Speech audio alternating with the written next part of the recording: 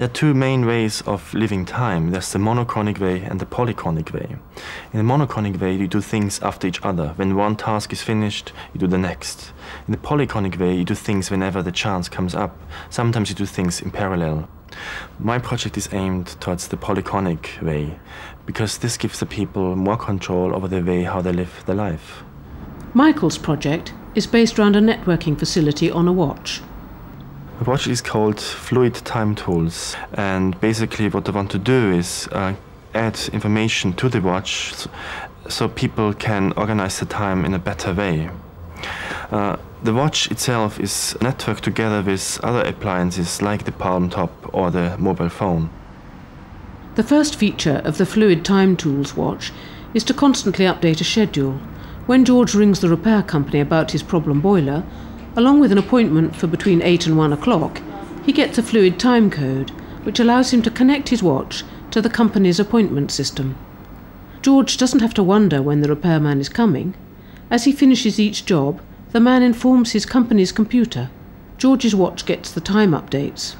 And finally, the alarm warns him 30 minutes before the man is due. George has been able to control how he spends his time.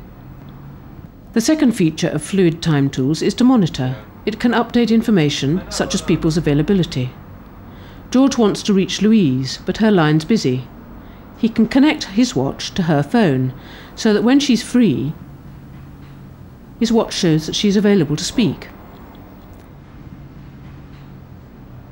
And if it also suits him, he can choose when to ring her.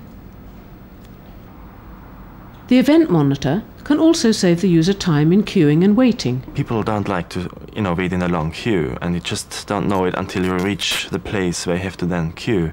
George can connect his watch to sensors in the canteen floor, which tell him the length of the queue in waiting time. This helps him to plan his time and avoid hanging about.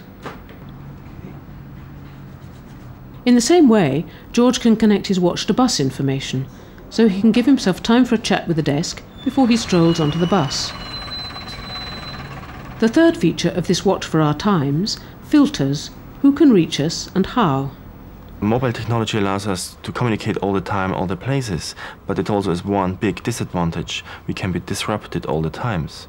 So important thing for us to create a flow of time is that we can bring ourselves offline, and there we need a filter which we can adjust in order to say which person can reach us at a certain time and which people that can't.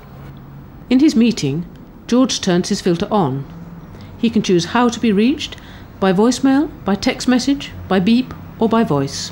And he can filter priorities for who can get through. Today he sets it so only Corinne can reach him, discreetly, through an icon. Corinne transmits to his watch when she's leaving the office. And bored in his meeting, George can see she'll be in the cafeteria at 3:30 and can decide to leave the meeting for the rendezvous.